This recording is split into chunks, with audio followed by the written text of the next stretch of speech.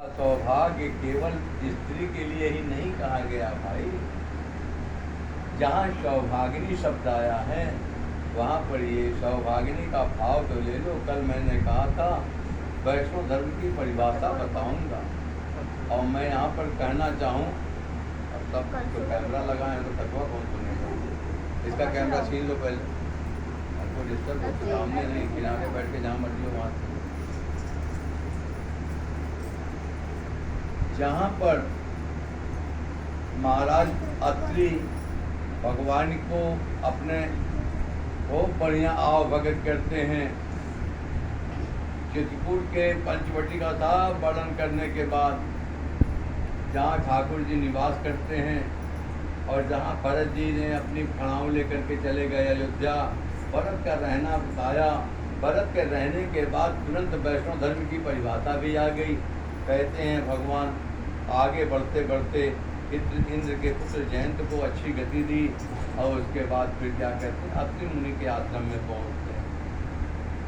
अत्रि मुनि ने भगवान को खूब बढ़िया आसन पर बिठाया, खूब कंदमूल फल खिलाए, सेवा की और उसके बाद भगवान की बड़ी प्यारी स्तुति की है। नमामि भक्त वत्सलम कृपालु कोमलम भजामि ते पदाम्बुजम। और इधर तो इनका सत्संग चल रहा था पुरुष वर्ग का, और इधर क्या कहते हैं माताएं अत्रि की देवी जी अनसुईया जी सीता जी के साथ बैठ कर के सत्संग कर रही थी। सत्संग के पूर्व उन्होंने ये देखा अब सीता वनवास में जा तो रही है लेकिन सीता के पास कपड़े की कोई अटैची तो है नहीं, कोई अटैची तो लाई नहीं थी सीता जी है। अब तो देवियाँ जब कहीं सत्संग में भी जाती हैं तो बीच बीच में पर्स से शीशा निकाल के देख लेती मेरी लिपस्टिक खराब तो नहीं हुई, महाराज फिर से लगा लेते हैं। जिस सत्संग में इसकी कोई आवश्यकता नहीं, सत्संग में जाओ एकदम नॉर्मल पोजीशन पर जाओ। एक आप किससे मिलने जा रहे हो? आप भगवान से मिलने जा रहे हैं। सत्संग भगवान का ही स्वरूप है। नाम रूप लीला धाम, ये तीसरे नंबर पर भगवान के विद्या चतुर्थी में भगवान की लीला को संतों के मुख से आप सुनते हैं। नाथ सवानंद सस्रवत कथा सुधार। ये कथामृत का पान करने के लिए विदाउट मेकअप जाओ भैया। विदाउट मेकअप का बात इसलिए भी कर रहा हूँ कि रामचरितमानस के दोहा नंबर 17 आरण कांड में एक प्रसंग आया है। राम जी को देखा है, सीता जी के साथ देखा है, लक्ष्मण जी जीवाचार्य हैं और उसके बाद भी शूर्पणखा ब्यूटी पार्लर में क्या बढ़िया मेकअप करके गई थी महाराज। बाबा तुलसी लिखते हैं रुचिर रूप धरि प्रभु पाहिकर जाई।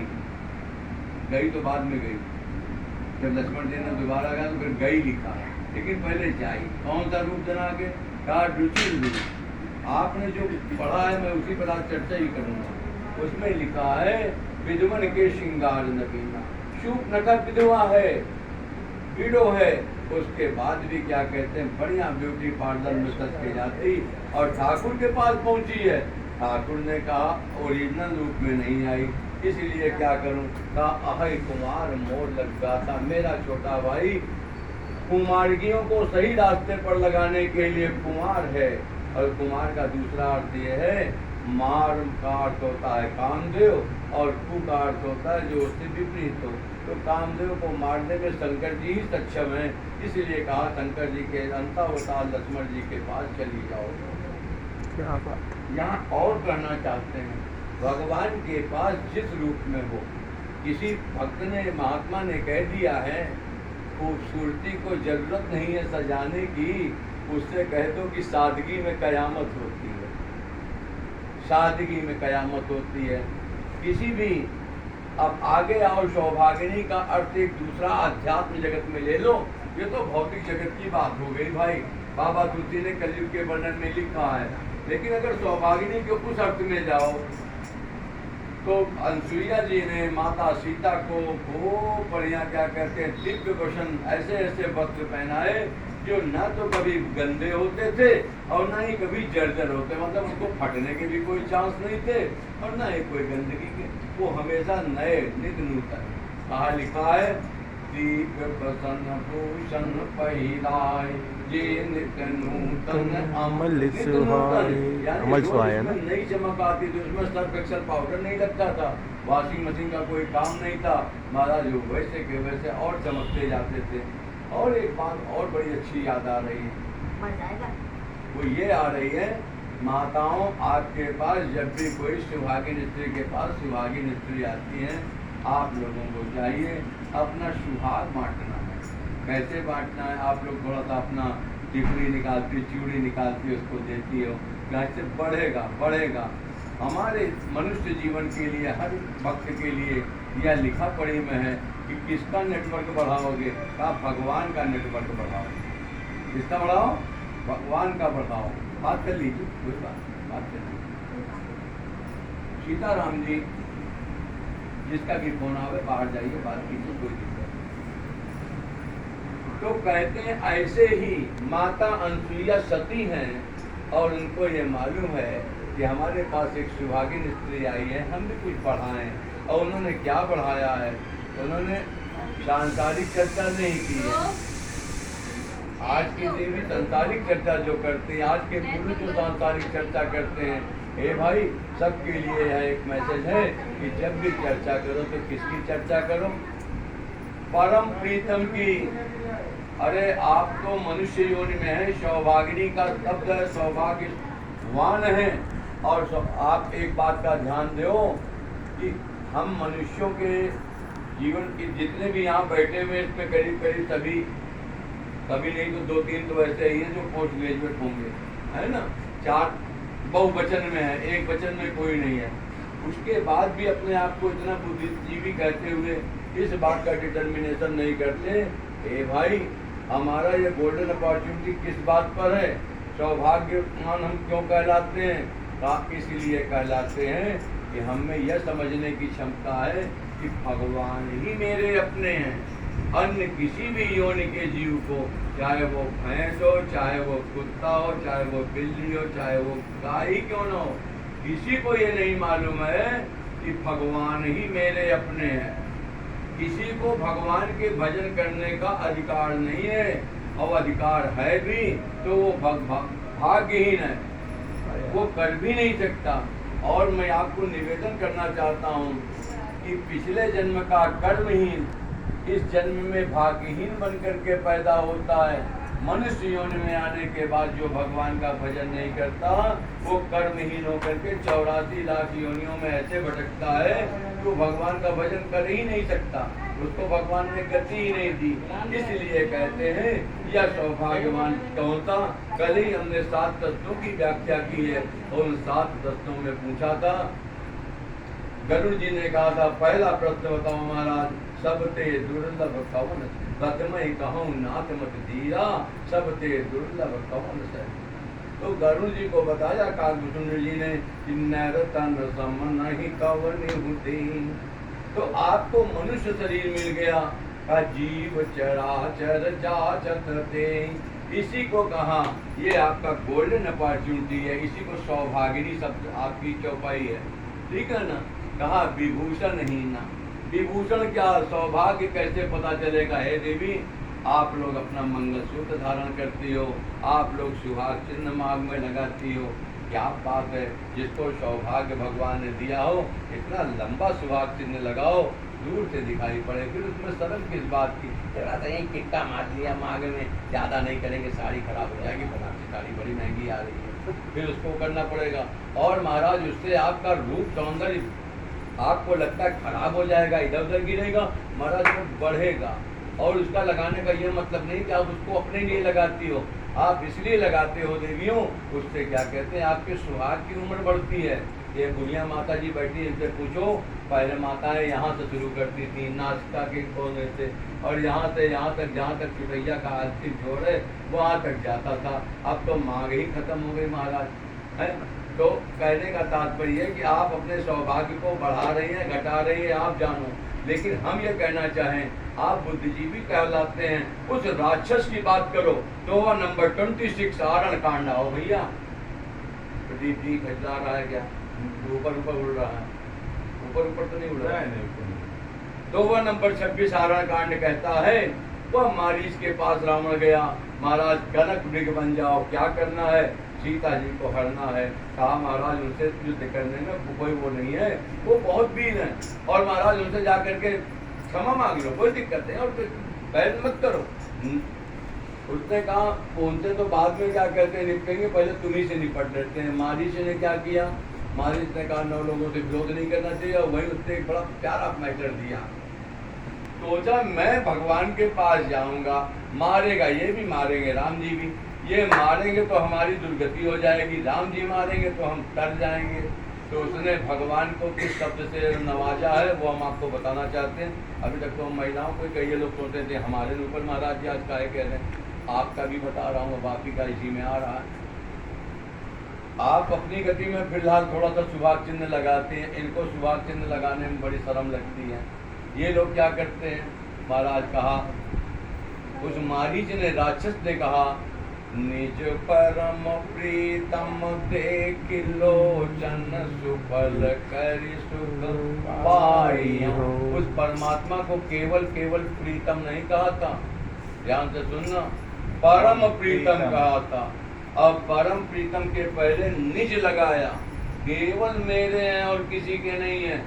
आहा, निज परम, इस शब्द को पकड़ने की आवश्यकता है। ए भाई, जिन लोगों ने अपने को पुरुष मान बैठा है, इस गलत फहमी में मत रहना। तुम भी क्या कहते हैं, गोपी भाव में आकर के भगवान की प्रेमिकाएं ही हो। अगर नहीं बन पाए तो अब बन जाओ, और अब भी नहीं बन पाए तो तुम्हारा दुर्भाग्य, फिर सौभागिनी कहलाने लायक नहीं हो। इसलिए सौभागिनी बन जाओ। और सौभागिनी के लिए कहा विभूषण ही ना।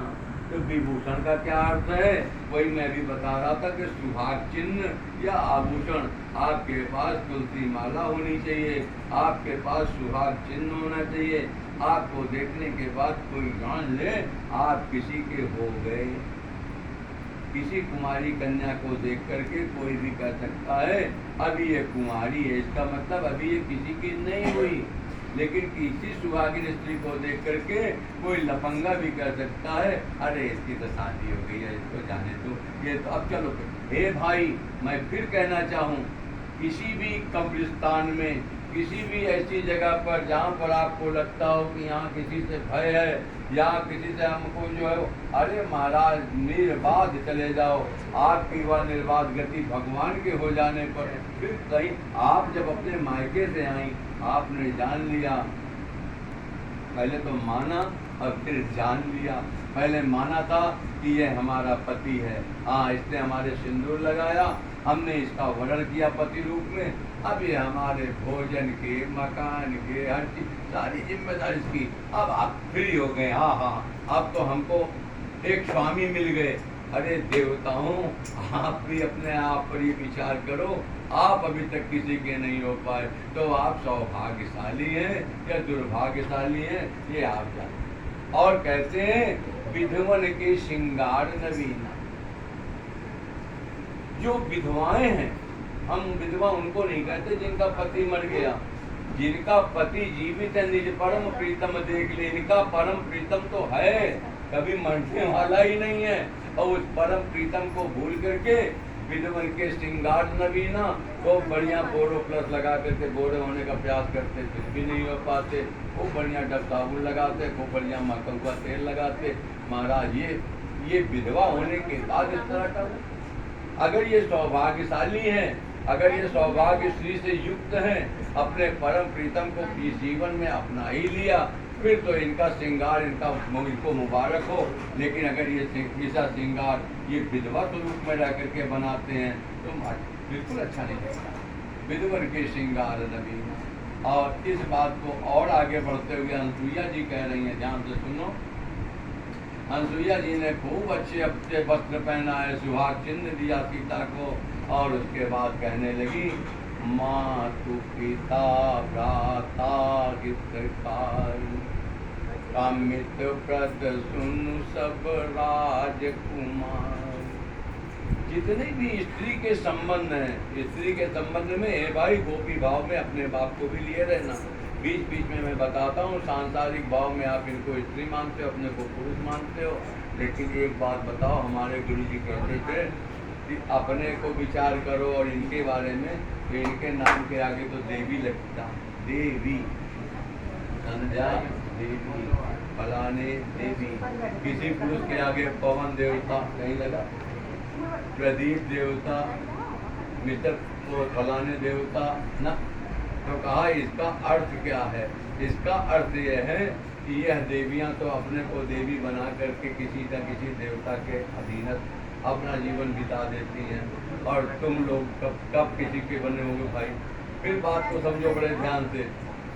कामित प्रद सुनु सब राजकुमारी, हे सीते, ये जितने भी स्त्री के रिश्ते होते हैं, कौन कौन से? तुम लोग माता, ऊपर बैठो, ए ऊपर भाई, बैठो, आप लोग काहे परेशान होते? जो आ रहा है वो बैठ जाएगा। ऊपर बैठो।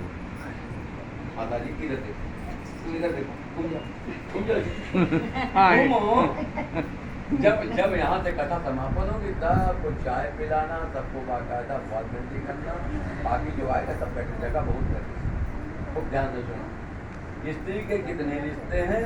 का माता, पिता, भाई, जो भी संसार में सगे संबंधी हैं, कहा वो सब क्या कहते हैं? मित्रवत ही हैं। कोई स्पष्ट नहीं लिखा कि ये आपको कोई सुख दे सकते हैं। कहा मित्र प्रद सब सुन राजकुमारी। हे भाई, कहा आगे वाली चौपाई हम बाद में पढ़ें, पहले हम फिर इन देवताओं की तरफ आ जाएं। हे भाई, जहाँ राम रक्षा स्तोत्र का यह मंत्र पढ़ते हो, माता रामो मत पिता रामचंद्र, स्वामी रामो मत सखा रामचंद्र, सर्वस्वं मे रामचंद्रो दयालु, ज्ञानम जाने नैव जाने न जाने। हे ठाकुर, तू ही मेरा पिता है, तू ही मेरा क्या कहते हैं माँ है, सारे रिश्ते तुम्ही से हैं, मैं किसी अन्य रिश्ते को नहीं जानता। अरे झूठा कहीं के, ये सारे बातें तो तुम श्लोक में पढ़ते हो, तुमने उसके भाव पढ़कर चले जाते तो एक बार पढ़ने के बाद दोबारा राम रक्षा स्तोत्र पढ़ने की जरूरत ही नहीं है। जिस परमात्मा को तुमने अपना सब कुछ मान ही लिया, तो अब वो तुमको जन्मा रहा है, लेकिन जन्माने के बाद तुम जानने की कोशिश भी नहीं करते, इग्नोर कर देते हो। अब उसके हर इशारों को समझो। कौन सा इशारा? कहना चाहूँगा कई जन्मों से बुला रहे हो, कोई तो रिश्ता जरूर होगा। वह परमात्मा किस योनि में तुम थे, अब किस योनि में तुमसे उसने संपर्क नहीं रखा, और मनुष्य योनि में आ गए। इस गोल्डन अपॉर्चुनिटी को उसने कहा आपकी मत खो देना।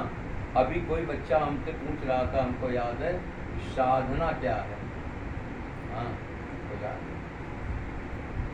हम कहना चाहें यह गोल्डन अपॉर्चुनिटी जो हम बार बार कह रहे हैं, ये गोल्डन अपॉर्चुनिटी का अर्थ क्या है? या ये है हमारे मनुष्य जीवन में आने के बाद हमारा ये साधन योनि है। साधन योनि का अर्थ है अन्य योनियों में किए हुए, अन्य योनियों का मतलब अन्य जीव जंतु बनने पे जो हमको शरीर मिला, मान लो हम गधा बने, कुत्ता बने, ऊंट बने, हाथी बने, इन योनियों में हमको भजन ना करने का कोई पाप नहीं लगा। क्यों? वो सब भोग योनियां थी, खाओ पियो और सो जाओ, कोई साधन नहीं था, कोई हम क्या कहते हैं व्यवस्था नहीं बना सकते थे। भगवान से जुड़ने के लिए हमारे पास कोई व्यवस्था नहीं थी। भगवान ने कहा जो मनुष्य योनि में करके आए हो उसी को भोगो भोगो। 84 लाख योनियों में भोग लिए, और जब हमारा फिर 0/0 हो गया, हम नरक की यातनाओं में उसमें सब शुद्ध होकर के आ गए, वॉशिंग मशीन में धुल करके एकदम साफ सुथरे हुए, तो कहा 0/0 हुए, तो फिर मनुष्य योनि में किसी तरह से भगवान ने करुणा करके दे दिया। हो सकता है कि हमारे 84 लाख योनि पूरी ना भी हुई हो, क्योंकि 4000 योनियां मनुष्य योनि की हैं भैया।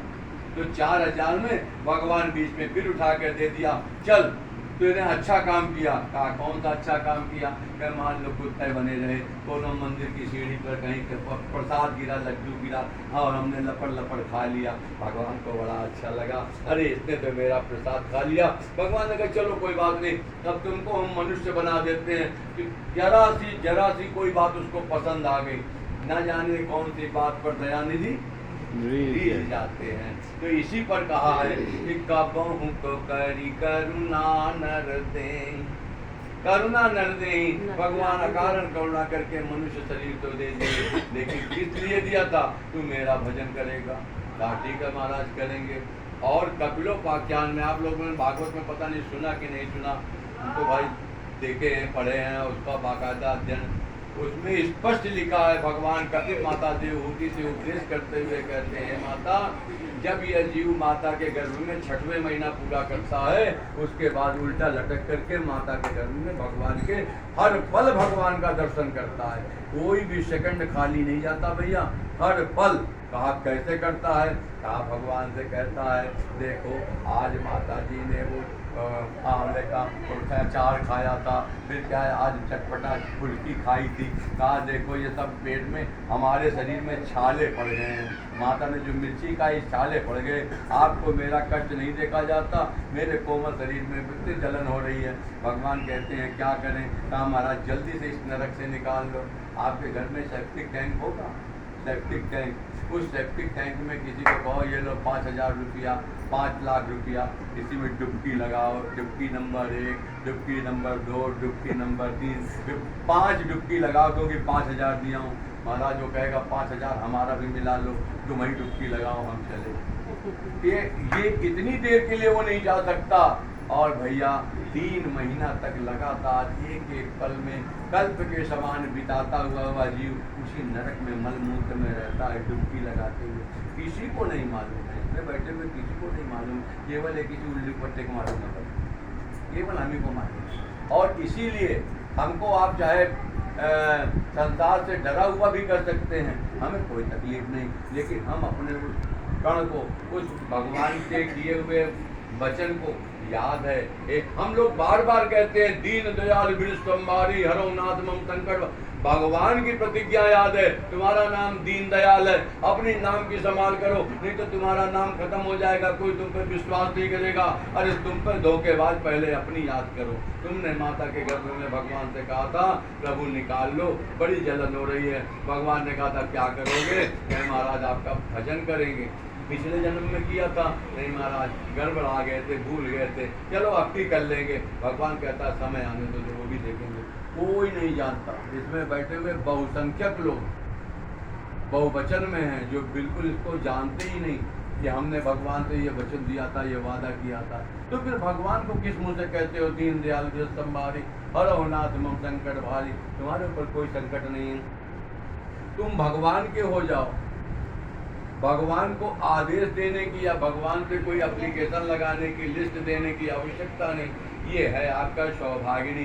कहा विभूषण हीना बिलवर के श्रृंगार नवीना, और उसी को कहा है कि हे भाई इस संसार में जितने भी रिश्ते हैं, चाहे वो आपका कुल पुरोहित हो, चाहे आपके क्या कहते हैं रिश्ते में आपके माता पिता हों, ये स्वार्थ मीत सकल जग माही, सपने प्रभु परमार्थ नाही। आपको परमार्थ का रास्ता तो भगवान का ही कोई दास बताएगा, और वो दास बताएगा कैसे? हे भाई बार बार कहता हूँ, एक रामचरितमानस रखो, पढ़ो, नहीं पढ़ सकते कोई बात नहीं, फिर भी उसको रोज टीका चंदन करो, उसको केवल ऐसे ऐसे छू ही लो, बस छूने भर का परिणाम होगा। आपको ये नहीं कि कपड़ा में बांधे अलमारी में रखे, है तो महाराज पढ़ता कौन है? नहीं पढ़ता तो कोई नहीं महाराज, लगती है तो आसमान में रखे हुए, अटारी पर रखे हुए धूल चाट रही है, इससे भी आपका कोई फायदा होने वाला नहीं है। हम इस बात को जरूर कहेंगे, भगवान की इस लीला विग्रह को अगर आपने धारण कर लिया तो या मित्रपद सब सुन राजकुमारी। अगली चौपाई कहती है अमित दान हे सीते, आपका भरतार कौन है? कबीर तो कहता है मेरे राम ही मेरे भरतार हैं। इस संसार में जितने भी जीव हैं, चाहे वो मनुष्य के हों चाहे वो पशु पक्षी तिर्यक योनि के हों, सभी योनियों के जीवों का एक ही क्या कहते हैं भरतार है। वो कौन है? उसी को ठाकुर जी कहते हैं, उसी को परमात्मा कहते हैं, उसी को ईश्वर कहते हैं, उसी को डिवाइन पावर भी कहते हैं, उसी को गॉड फादर भी कहते हैं, और इंडियन फिलॉसफी में उसी को भूमा भी कहते हैं। ठीक है ना? तो इसलिए उसके लिए कहा है अमित दान। हे भाई, आपका सौभाग्य किस बात का है? सौभाग्य शब्द पर चौपाई आपकी है, उसी पर बार बार इसको दे रहा हूँ। सौभागिनी कौन था? कहा सौभागिनी वही जीव है जिसने अपने सौभाग्य को पहचान लिया। ये मेरा परम सौभाग्य है और ये मेरा दुर्भाग्य है। संसार में रहा हुआ जीव, संसार में भौतिक पदार्थों के ऐश्वर्य और वैभव में फंसा हुआ जीव फंसा ही तो है। वो कब में उससे उबर सकता है? और सौभाग्य के बारे में जरा से भी परिकल्पना कर ले, जरा भी उसका एहसास हो जाए, जरा सी अनुभूति हो जाए, तो फिर क्या पूछना है? हे ठाकुर, मैं तुमको भूल गया था, सेवक सुत पति मातु भरोसे। हे प्रभु, मैं तो अपने स्वामी के भरोसे हूँ और प्रभु आपने हमको नहीं भुलाया। ये बहुत अच्छी बात है प्रभु। चलिए, बहुत अच्छी बात है। आप हमारी माँ भी हैं, मैं आपका पुत्र हूँ। भगवान ही माँ भी है, भगवान ही पिता भी हैं। हे भाई, इस बात में वो मत रखना। भगवान के अंशावतार ब्रह्मा जी के मानस पुत्र मनु महाराज के हम आप सब संतान हैं। और मनु धन ईश्य, इसमें जो पढ़े लिखे हो संधि विच्छेद कर लें। संधि विच्छेद, मनु धन ईश्य, इसीलिए मनु से उत्पन्न होने के कारण हम मनुष्य कहलाए। और हम मनुष्य तो बन नहीं पाए, अब मनुष्य नहीं बन पाए, हमने पुरुष स्त्री का भेद कर लिया। और इसीलिए मॉडर्न में लड़कियां लड़कों के कपड़े पहनने लगी, लड़के लड़कियों के कपड़े पहनने लगे, है ना? तो उन्होंने तो बढ़िया किया, मनुष्य बनने की तैयारी में। लेकिन आप भी ध्यान से देखें, अगर अध्यात्म जगत में बात करें, भौतिक जगत की बात न करें, अध्यात्म जगत की बात करें, तो पहले तो मनुष्य बन जाओ भाई। और मनुष्य बन जाओ, मनुष्य में यह ध्यान कर लो कि आपका परम पति कौन है, इस संसार में जगतपति कौन है। अमित दान भरता बैठे ही, उस भरतार की याद करो जिसने इस संसार में भेजा है। उसको याद कर लेने के बाद उसकी फीलिंग्स, हर इशारे को समझो। उसकी एक महात्मा तो कहते थे, जब भी कोई बात होती पूछते, महाराज कैसे हो? अरे महाराज, ठाकुर जी की कृपा बरस रही है। अरे महाराज, राम जी की कृपा बरस रही है। कभी कोई भी बात है, भगवान की कृपा ही तो है। और उसकी भगवान, तेरी कृपा का सहारा मेरे अवध बिहारी, कृपा का ही तो सहारा है। और अगर उसी कृपा के सहारे में यह कृपा ही तो बरस रही है, बरसहि राम सुजस बरबारी, यही सौभाग्य है। तो कहा अमित दान बरता बयते, वह परमात्मा साधन योनि आपको दिया, या साधन योनि देने वाला। अच्छा ये बताओ कौन हेतु है? अपने अपने बुद्धि से बताओ, अपने अपने ज्ञान के में खोजो, अकल के घोड़े दौड़ाओ और हमें जरा बताओ, यह मनुष्य शरीर किसने दिया? आप बताओ, मनुष्य शरीर किसने दिया? आपके पति ने तो नहीं दिया, जगत पति ने दिया। चलो, उसी ने तुमको भी बनाया, तुम्हारे पति को भी बनाया। आप देवी रामायण पढ़ के आई, आपका ये सौंदर्य किसने दिया? आपको ब्यूटी पार्लर वाले तो नहीं दिया। बस दैट्स ऑल। भैया तो नाराज हो गया? नाराज नहीं है आप, इससे हमारा काम क्या है? आपको मनुष्य शरीर किसने दिया? ऊपर वाले ने दिया। ऊपर वाले ने। कितना ऊपर है वो? बहुत ऊपर है। हमने तो पढ़ा है, प्रभु तरु तर कपिदार पर ते किए आप समान।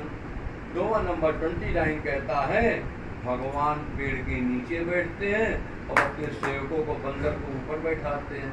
तो ये रामचरितमानस में लिखा है, हम तो नहीं जानते, उसमें ये लिखा है ऊपर वाले तो भगवान ने अपने भक्तों को ऊपर, भगवान ऊपर नहीं रहता मैया, भगवान आपके अंदर भी चित्त रूप में है, उसका अंश है। पूर्णमदः पूर्णमिदं पूर्णात् पूर्णमुदच्यते पूर्णस्य पूर्णमादाय पूर्णमेवावशिष्यते। वह परमात्मा यहाँ भी है और वह परमात्मा हर जगह सर्वत्र है, इसलिए ऊपर और नीचे तो कहीं ऐसा नहीं कह सकते ऊपर वाले ने। चलो खैर संसार में ऐसे भी कह लेते हैं, समझ में आ जाएगा, लेकिन परमात्मा का दिया हुआ है ना, ठीक है। लेकिन परमात्मा ने आप स्त्री योनि को, जो आप अपने को स्त्री कह भी लेते हैं, तो आपके लिए एक व्यवस्था की।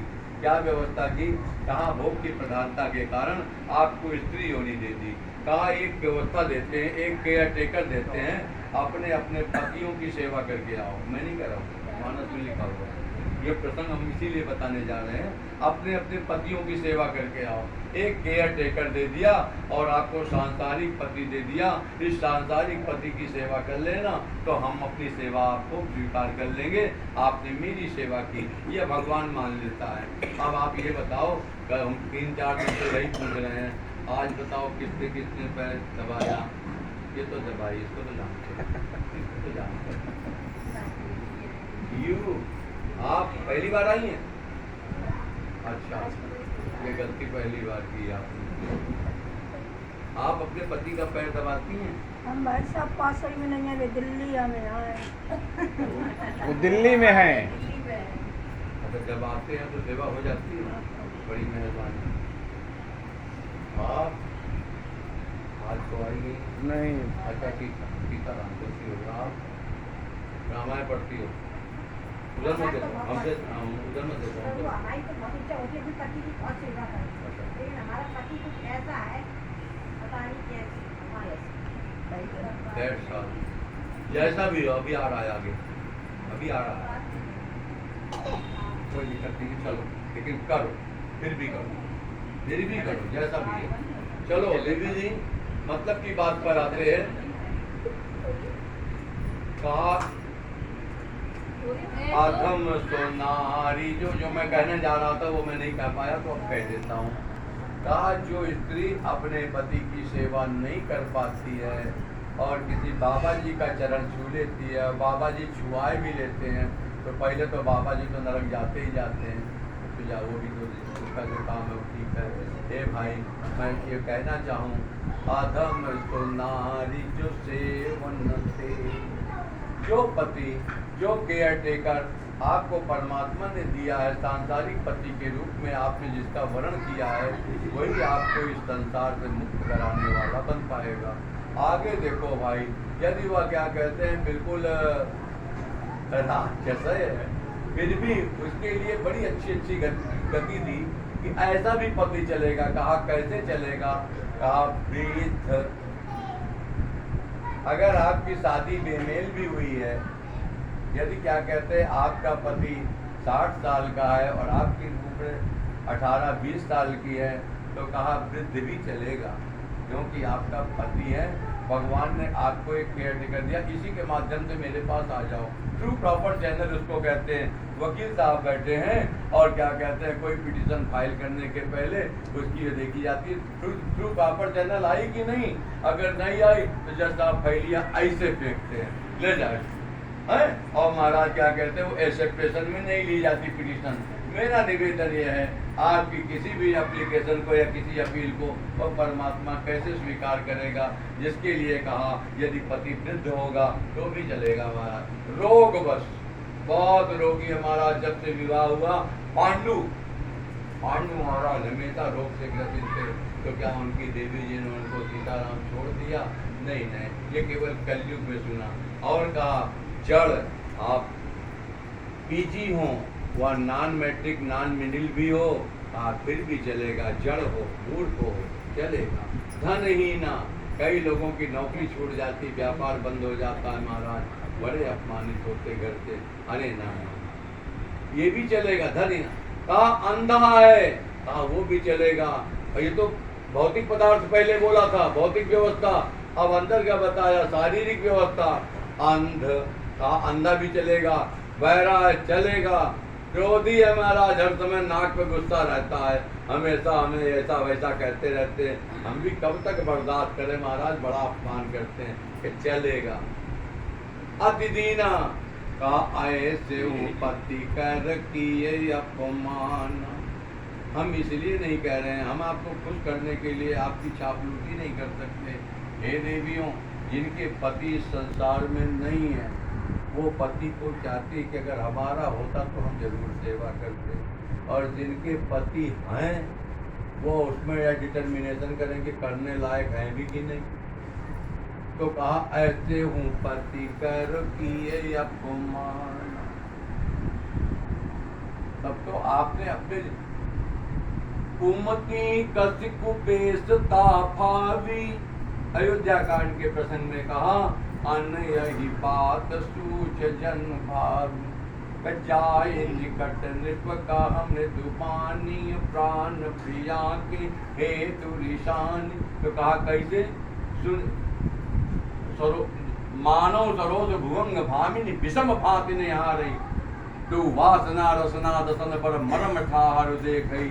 हे भाई, किस तरह से पति को देखने वाली कैकेयी की क्या गति बनी। कहा अन यही बात, बाबा तुलसी वहां पर अंग्रेजी का प्रयोग किए, यही बात में अन लगा दिए और कहा मानो आगे के वैधव्य जीवन की धारा बना रही हो। और इसी में थोड़ा और आगे बढ़ते हुए कहते हैं एक ही धर्म एक व्रत नेम। कौन सा? काय वचन मन पति पद प्रेम। अब मैं आपसे ये कहना चाहूँ, एक ही धर्म कौन सा है? आपके लिए पति धर्म है, बिल्कुल करना चाहिए, जैसे भी बन पड़े भाई। मेरे निवेदन पर करो, भगवान को मुंह दिखाना है, आपको भी और हमको भी दिखाना है। और हे देवताओं, आपके लिए भी यह मैसेज है। आप जो क्या सोच रहे हैं, आप बच गए? कहा नहीं, एक ही धर्म है। कहा कौन सा धर्म है? कहा वैदिक सनातन धर्म ही एक धर्म है। वैदिक सनातन धर्म ही एक धर्म है, बाकी सब पंथ हैं भैया। चाहे वह मुस्लिम पंथ हो, चाहे वह सिख पंथ हो, चाहे वह ईसाई पंथ हो, चाहे वह बौद्ध हो, ये सारे के सारे पंथ हैं। महाजनों ये निगता शपंथा, धर्म तो केवल एक वैदिक सनातन धर्म है, जो क्या कहते हैं सृष्टि के आरंभ से है और सृष्टि के अंत तक भी रहेगा। और उसी वैदिक सनातन परंपरा में भगवान कल्कि का अवतार भी होगा। और उसी वैदिक सनातन परंपरा के ही आधार स्तंभ आइडियल हीरो की बात करने हम यह दास आया है। और उस आइडियल हीरो का नाम मर्यादा पुरुषोत्तम भगवान राम है। और उसी के लिए कहना, उसी की कथा है। और उसी लीला प्रसंग में, लीला गुणगान के भाव में मैं आपको यह बताना चाहता हूँ, एक ही धर्म। देवताओं, आपके लिए एक ही धर्म, और देवियों आपके लिए एक ही धर्म का पतिव्रत धर्म। आपके लिए जगतपति धर्म, और आप वैष्णव धर्म की व्याख्या समझें। और आप क्या कहते हैं, अपने अपने केयर टेकर की बात को देखें, वही आपका क्या कहते हैं उद्धारक है। आप जब भी इस लोक से जाएंगी, इस धराधाम से आपका जब भी शरीर पूरा होगा, आपका शरीर शांत हो जाएगा, आप कहाँ जाएंगी? आप शमशान घाट जाएंगी, ये आपका भौतिक शरीर जाएगा। लेकिन उसके बाद आपकी आत्मा कहाँ जाएगी? आपकी आगे की गति कौन बनाएगा? गए पति लोक अनंत भर। आप अपने अपने पतियों के लोक में जाएंगी, जहाँ आपके पति विराजित होंगे।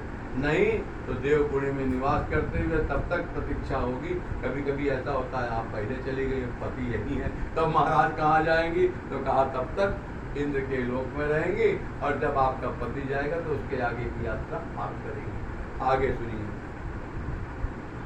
एक व्रत है। कहा कौन सा व्रत है? जैसे एकादशी, करवा चौथ, नवरात्र, वो बृहस्पति वाला व्रत एक प्रेत चुरा ले गया है। जब पहले बृहस्पति भगवान का व्रत होता था विष्णु भगवान के लिए, जब से वो प्रेत आ गया, अब लोग उसकी पूजा करने लगे बृहस्पतिवार को। भैया, एक ही धर्म, एक ही व्रत है। वो व्रत कौन सा है? कहा ठाकुर के लिए व्रत करना है। आपके लिए ठाकुर के लिए कौन सा व्रत करना है?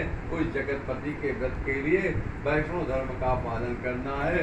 पहले आप यह देख लें, आपको किसने भेजा है, आप किसके अंश हैं। अगर उस परमात्मा के जिसके विधि हरिहरमय वेद प्राण सो अगुण अनुपम गुण निधान सो, उस परमात्मा का शंभु बिरंच विष्णु भगवान उपजहि जासु अंत ते नाना, ऐसे प्रभु सेवक बस रही भगति हेतु लीला तनु गई।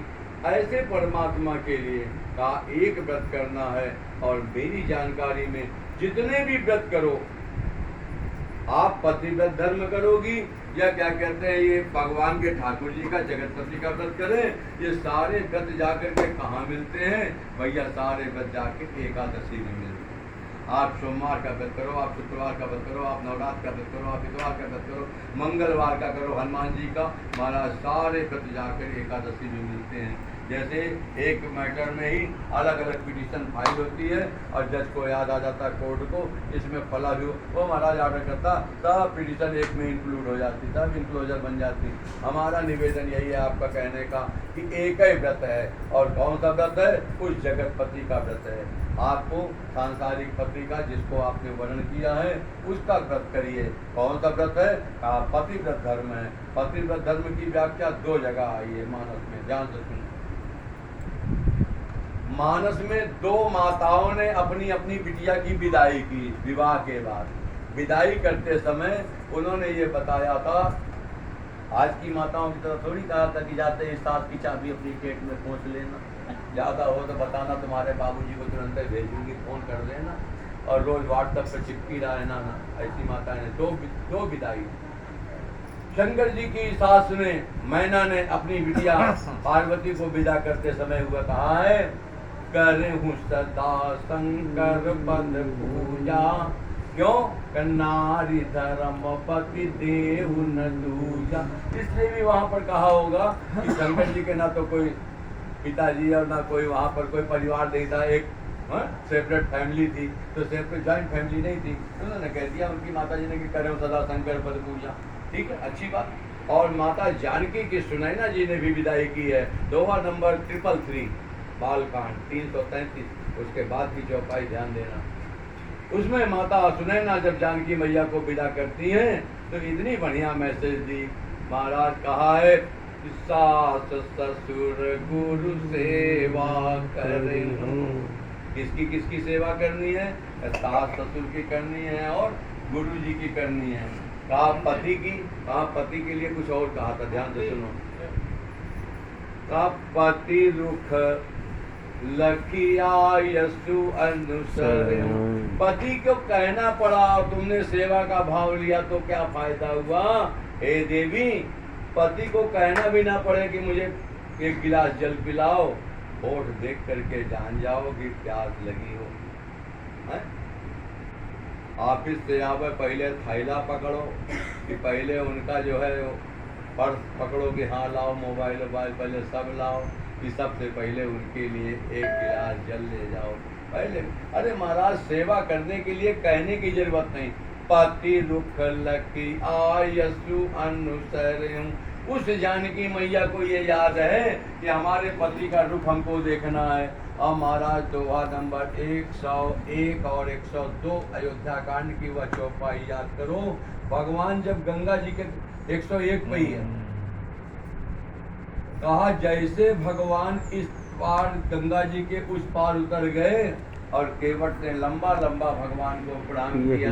तो भगवान सोचते हैं ये प्रणाम इसलिए कर रहा है कि हम ऑटो वाले को पैसा नहीं दिए, तो ऑटो वाला प्रणाम कर रहा है, आपको देना चाहिए। अब भगवान संकोच में है,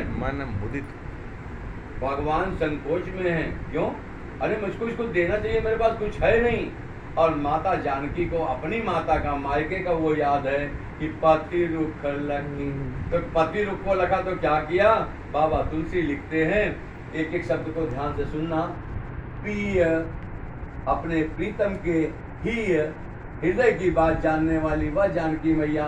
पिय ही की सिय जान निहारी, कम मनि मुदरी मन मुदित उतारी।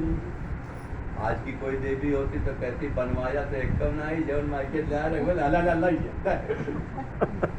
ये जरा कनाती एक कम नहीं छोड़त हैं? तो वो सब नहीं कहा बड़े प्रसन्न भाव से लो मेरे स्वामी इसको दे दो उतराई दे दो। मनि मुदरी मन मुदित उतारी तो इसी को कहा पति रुख लकी आयसु अनुसर। आप सभी को ये जानकारी हो जाए अमित दान भरता वैदेही वह परमात्मा का यह केयर टेकर जो आपने वर्ण किया है ये आपको जो कुछ भी अमित दान दे सकता है। क्या दे सकता है महाराज मेरी डिक्शनरी में कोई शब्द नहीं है। जब आप उसके रुख को देख करके ऐसी सेवा करने लगेंगी उस दिन महाराज ये शंका और ये शिकायत भी खत्म हो जाएगी कि महाराज ये हमारे बतिया को नहीं मानते सब हमने मना क्या कर थी हमेशा क्रोध है गलत रहा थी। नहीं नहीं ठीक है वो सृजनात्मक क्रोध भी आवश्यक है।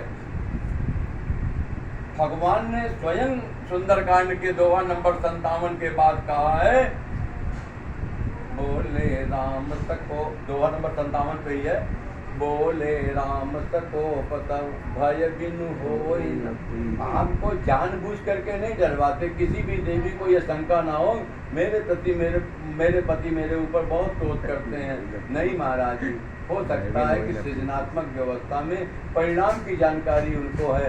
आपने संसार कितना देखा है आपसे ज्यादा उन्होंने देखा है ये सत्य है। अरे ऐसे भी सुन लो यदि आपका पति एक दिन भी आपसे उम्र में बड़ा है तो 24 घंटे का एक्सपीरियंस तो उसके पास है तो आपसे तो उम्र में भी बड़ा आपके एक्सपीरियंस में भी बड़ा है।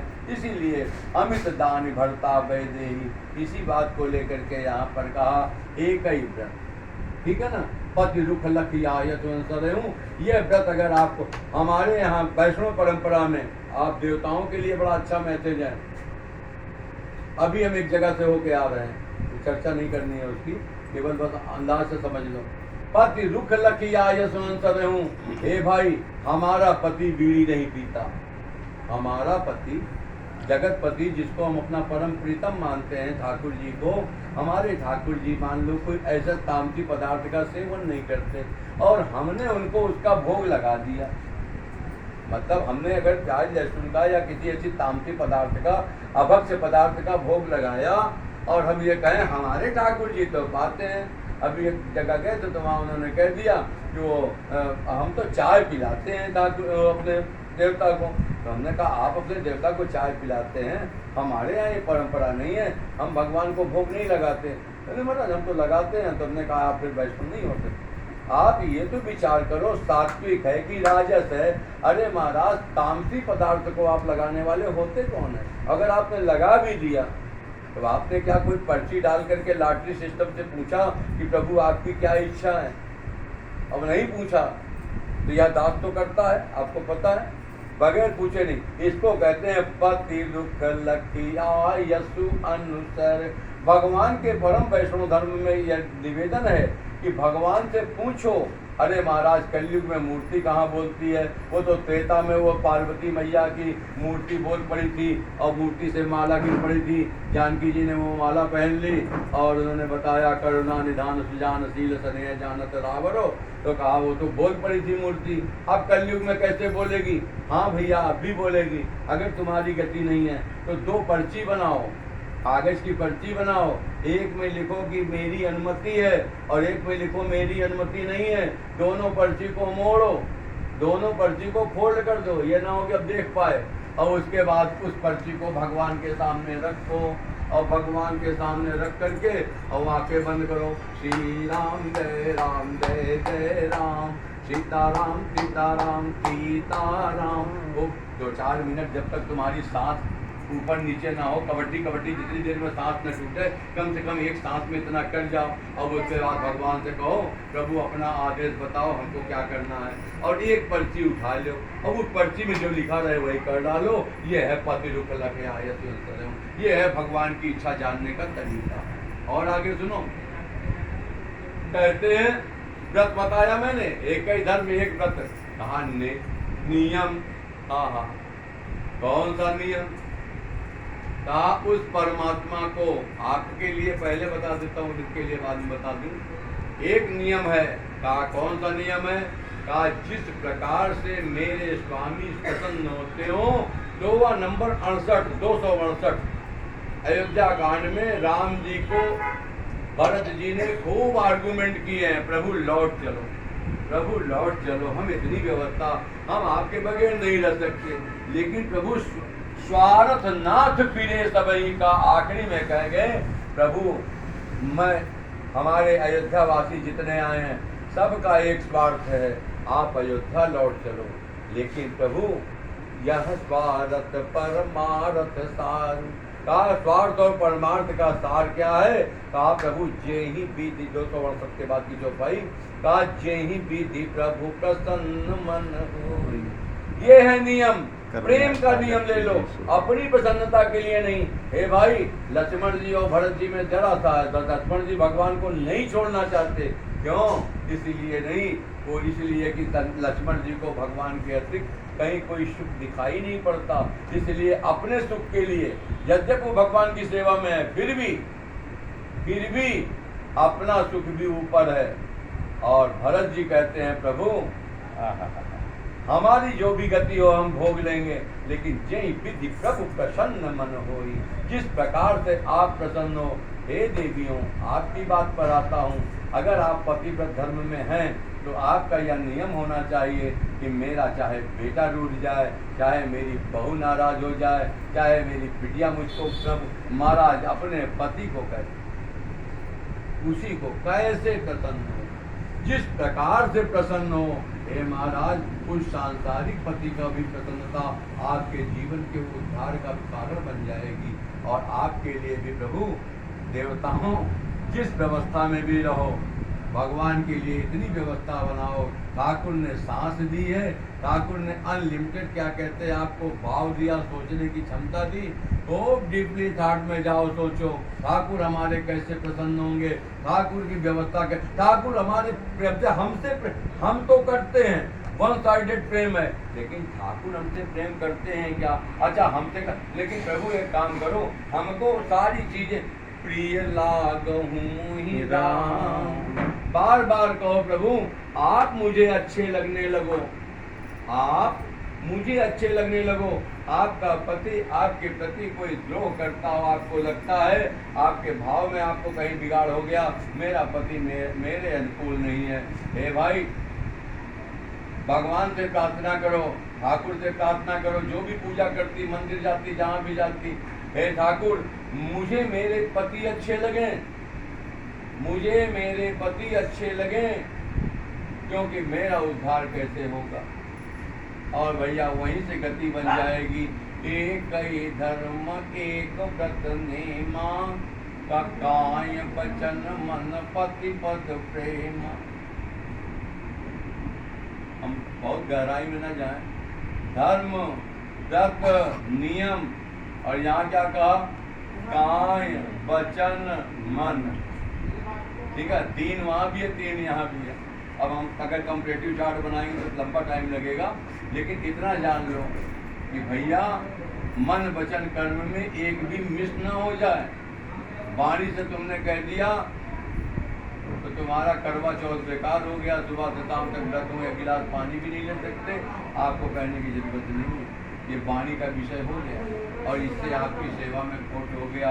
और आगे बढ़ते भाई, देखो ध्यान से देखो, हम किसी एक व्यक्ति को कुछ करने के लिए नहीं कह रहे। यह सच है कि मनुष्य योनि साधन योनि है, और साधन योनि में की हुई हर क्रिया ही साधना होती है।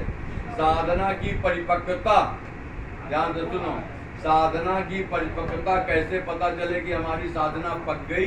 तो कहा महाराज ऐसे पता चलती है, साधना का परिणाम सामने दिखाई पड़ता है, जैसे जिसके लिए की जाए। आप बढ़िया बढ़िया अपने स्वामी को प्रसाद पवावें, अब आपका स्वामी इतना मूर्ख नहीं है, वो जान जाएगा कि हमारे लिए इतनी व्यवस्था है भाई, फिर तो वो घर छोड़ कर कहीं नहीं जाएगा। और जैसे ही कहीं से बाहर से मौका पाएगा, फिर आपके हित साधन में लगा, मेरे लिए इतना सेवा का भाव है, अब मैं उसके लिए क्या ले चलूं। बाजार से आपके लिए क्या क्या लाता। अमित दान बढ़ता बेदे, वो क्या ला सकता है आपको पता ही नहीं है। और जब आपको ला कर आपकी मनपसंद चीज आपके सामने कब कर दें, अरे ये तो इसको तो मुझे बहुत पसंद है, आपको कैसे पता? अरे हमको पता है देवी, आप इससे खुश होती हो, ये लो। ए भाई, यही बात तो यहाँ भी भगवान कहते हैं। यदि ये देवता लोग, आप लोग भी भगवान की प्रसन्नता के विषय के लिए सोचें, भगवान कैसे प्रसन्न होंगे? भगवान अपने किसी भी, मैं फिर कहना चाहूँगा, ब्राह्मणों के लिए भी, यहाँ ब्राह्मण भी हैं, अन्य प्रकार के भी वर्ण के लोग बैठे हैं। आप जिस वर्ण से हो, मनुष्य शरीर पाने के बाद कोई भी चीज इस डेहरी के अंदर ले जाते हो, खान पान, पहला विचार तो वहीं से करो। आप यहाँ से ले जाते हो, ये विचार करते हो, पहले तो यह विचार करो कि हम खड़े हैं कि बैठे हैं। एक जगह कल सीताराम जी गए दर्शन करने के लिए, उनने हमको पकड़ा दिया। अब हम ये ढूंढें कि हम कहाँ बैठे हैं, खड़े खड़े कैसे पिए? आप चलते फिरते खाते, चलते फिरते पानी पी लेते ना। ना, एक कथा आती है, बहुत अच्छी कथा आती है, आपके जीवन में उतर जाए। राजा भोज अपने दरबार से निकल करके अपने रनिवास में जा रहे थे। राजा भोज अपने रनिवास से, वहाँ दरबार से, राजमहल से रनिवास में गए, और रनिवास में जाते ही क्या देखा? उनकी पत्नी महारानी किसी सहेली से बातें कर रही थी। उनको कुर्सी डाले, आपस में आमने सामने बातें कर। राजा गए और वहां पर अपनी रानी के पास बैठ ही गए, और जैसे बैठे वैसे महारानी ने कहा, आइए आइए मूर्खाधिराज, आइए आइए मूर्खाधिराज। राजा भोज को बड़ी तकलीफ हुई, इसने अपनी सहेली के सामने मेरी इंसल्ट कर दी, मैं मूर्खाधिराज कैसे हो गया? लेकिन राजा ने उस समय बहस नहीं की। राजा वहां से उठा और अपनी दूसरी रानी के चैम्बर में गया, और महाराज ठीक है, अगले दिन की घटना सुनो। राजा को इस प्रश्न का उत्तर चाहिए था, रानी से नहीं पूछा। रानी भी काबिल है, राजा की महारानी पढ़ी लिखी होगी ना, गवार तो नहीं। उसने कहा कि इसका उत्तर कहाँ से मिले, उसने अगले दिन प्रयोग किया। दरबार में राजा पहले ही जाके बैठ गया, और जो ही आता दरबारी तो उससे कहता, आइए आइए मूर्खाधिराज। और भाई राजा का दरबारी कैसे जवाब दे? वो बैठ जाता अपनी कुर्सी पर। सब ऐसे ऐसे आते गए, मंत्री संतरी बैठ गए, और राजा भोज का मंत्री बाण भट्ट है या कालिदास जो भी है, उसका आगे की सुनो, मतलब की बात आपके मतलब की है वो सुनो। मंत्री, उनका जो विशेष मंत्री था वो आया, महामंत्री, और उसको भी राजा ने ऐसे ही कहा, आइए आइए मूर्खाधिराज। और उसने जो शब्द कहा वो आपके जीवन में उतर जाए तो हमारी कथा सफल हो गई। मंत्री ने जैसे सुना कि राजा ने मुझे मूर्खाधिराज कहा, तो मंत्री ने कहा, जलम न खादामि हसम न जलते, गतम न शोचामि कृतम न मन्ये, द्वाभ्याम द्वितीयो न भवानि राजन, किम कारणम भोज भवानि मूर्खा। हे राजन, मैं चलते फिरते खा नहीं रहा हूं। अब मूर्खों के लक्षण सुन लो, मूर्खों के नहीं बल्कि मूर्खों के राजा के लक्षण। क्या मूर्खाधिराज? तो कहा मूर्खों के राजा कैसे? कहा, हे राजन, मैं चलते फिरते खा नहीं रहा हूँ। खाना पीना जो भी होता है, आप लोग निमंत्रण में जाते हो तो कितने लोग हैं जो खड़े खड़े खाते हैं, कितने लोग बैठ के खाते हैं। पहले खड़े वाले हाथ उठाओ, खड़े खड़े प्लेट ले, ऐसे घूमते जैसे भिखारी घूम रहा हो, भिखारी घूम रहा हो। महाराज, न तो दाल का स्वाद न पनीर का स्वाद, सब इससे बढ़िया तो हौदा लेके जाओ, हौदा पलट दे भैया, हौदा उसमें जानवर खाता। चलम न खादम। हे राजन, हंसने की बात है, बहुत ध्यान से सुनो। किसी ने कल हमको ठंडाई दी, और उस ठंडाई को लेके हम ढूंढ रहे हैं कहाँ बैठे, तो बैठने का भी स्थान होना चाहिए। गए, बगल में तख्ता पड़ा था, चौकी लकड़ी की, उसी पर बैठ के आराम से भगवान को भोग लगाए, ठाकुर जी आपको पियो, हम पियो। ये है नियम, ये है नियम। हम अपने ठाकुर को खड़े खड़े भोग लगा देंगे और खड़े खड़े फिर ठूस लेंगे। अंदर जाने के बाद बचाएगा कौन? अंदर फिर ठाकुर बैठा है, जठराग्नि के रूप में वही पचाता है, किसी की औकात नहीं है। अरे जठराग्नि के रूप में पचा भी ले, जठराग्नि किसी मार्केट में मिलती नहीं, पहली बात तो मैन्युफैक्चरर ही ठाकुर जी हैं हमारे। और उसके बाद फिर उसमें से जो श्लेष्मा ग्रंथियां उसमें शोषण अवशोषित करती हैं, वो पदार्थ जा करके जब हार्ट में जा करके ब्लड बनता है, वो कौन सा केमिकल मिलाया जाता है, कौन से लेबोरेटरी में मिलता है, जरा बताओ तो सही। नहीं बन सकता, ग्राइंडर में मिला करके ट्रांसपेरेंट जार में रखने पर भी नहीं बनेगा। तो इसलिए जलम न खादामी। अभी और है, 4 बातें और है, आप लोग अपने जीवन में उतारो, ये नियम है आदर्श जीवन का। दूसरा कहा असंग न जल पे। हे राजन, जो व्यक्ति बोलते बोलते हंसता है वो भी मूर्खाधिराज है। या तो बोल लो या तो हंस लो। तो हसंग न जल पे। हे राजन, गतम न सोचाम, जो बीत गया उसके बारे में विद्वान पुरुष चर्चा नहीं करते। बीती ताहि विसारी, जो भी बीत गया हो आपके जीवन में, अरे नहीं महाराज कैसे भूल जाए, इनने हमको ऐसे कहा था, वो गांठ बन गई महाराज, छूट नहीं। अरे गांठ जड़ चेतना ही गंध पर गई, इस गांठ को तो राम जी छूटनी चाहिए, नहीं तो ये जीवन कोई भी सुलझाओ, जल्दी सुलझाओ, क्योंकि जीवन पता नहीं कब समापन हो जाए। तो कहा महाराज सुलझा लो, इसी जन्म में सुलझा लो, नहीं अगले जन्म फिर लेना पड़ेगा। फिर ऋणानुबंध के कारण उसके घर में जाके उसका पुत्र बनना पड़ेगा, फिर उसको कष्ट देना पड़ेगा। ये ऋणानुबंध किस बात का, आपको फिर गर्भवास मिले। इसलिए खत्म न सोचा, बीतने को छोड़ दीजिए। फिर तम न मन्ने, आपने किसी मंदिर में, किसी स्थान पर, किसी अपने आपने डोनेशन दिया, मान लीजिए किसी ने राम नाम की काफी छपवाई, आया किसी मंदिर में, महाराज फिर मरने के बाद वो तो मर गए, पंखे में वो लटक के टंग रहे हैं, नाच रहे हैं पंखे में, उनका नाम लिखा बनवारी लाल, सेठ बनवारी लाल ने इसका दान किया, सेठ बनवारी लाल नाच रहे हैं, उनको 84 लाख रुपए बाद में नाचेंगे, पंखा में हमेशा नाच रहे हैं। तो ये गंदी आदत है। कृतम न मन्ने, नाम नहीं लिखाना। राम जी का दान राम जी कहीं भी देते हैं, या दास भी देता है तो कहता अवध बिहारी राम की दक्षिणा, अयोध्या नाथ की दक्षिणा, राम जी का दान है भैया, राम जी की तरफ से राम जी का नाम लिखो। कोई दान अपने दाम से नहीं देना चाहिए। कृतम न मन्ने। 5वां आया द्वाभ्याम तृतीयो न भवानी राजन। हे राजन, जब 2 लोग आपस में बात कर रहे थे तो मैं तीसरा वहां बीच में नहीं टपक पड़ा। मैं किस कारण मूर्ख हुआ। राजा को अपना उत्तर मिल गया कि 2 लोग बातें कर रहे थे, मैं बीच में चला गया, वहां टक्कर से बोल पड़ा। मेरा निवेदन यह है कि पति से कभी भी बात करनी हो तो कैसे बात करनी है, आप कैसे बात करती हो वो भी बता रहा हूँ, मुझे याद है, खूब जानता हूँ, गृहस्थी का अनुभव। जब पति देव शाम को बैठे भोजन करने, महाराज जैसे पहला कौर यहाँ से यहाँ आया और प्लेटफार्म पर गया, इस शरीर के प्लेटफार्म पर कोर्ट में गया, वैसे ही आपने कहा फलाने आए रहे, रुक गया। हाँ बताओ क्या कहे? वो कहे थे कि वो फलाना हमारा अभी तक इतना जो है कोरिए से कर्जा अभी तक दिए नहीं। अब आप भोजन करोगे, कैसे करोगे? ना ना, करना कब है? पार्वती फल अवसर जानी गई तंबु पई मातु भवानी। फल अवसर देखो, हम बैठ कैसे कहा बैठे सो काम रिपु कैसे धरे शरीर शांत रस जैसे। जैसे शांत रस मूर्तिमान होकर बैठा हो, सहज भाव में आपके प्रति प्रसन्न हो, हा। उस समय अपनी एप्लीकेशन लगाओ, उस समय अपनी पुड़िया छोड़ो। इस बात को गृहस्थी में ध्यान दो। धीरे धीरे ये चिड़चिड़ाहट पति की भी खत्म हो जाए और आपका भी।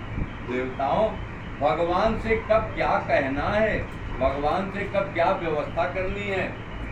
ठाकुर जाग गए हैं, आप लोग अपने अपने घर में लड्डू गोपाल रखी हो। एक गलती आप लोग और करते हैं। क्या करते हैं? हमने कई घरों में देखा, सुबेरे बिस्तर से उठते हैं, पहले भगवान का फटक हो, जैसे भगवान को चौकीदार होगा, हम उठ गए तो कहूँ का तू कैसे होता है?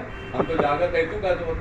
नहीं, आप बाकायदा उठे अपने बिस्तर से, आप स्नान बनाओ, स्नान बना करके भगवान के सामने मनहू चेहरा लेकर के नहीं, भगवान के लिए चंदन टीका बनाओ, सब सारे सामग्री बनाओ, लेकिन सुहागिन का चेहरा लेके जाओ।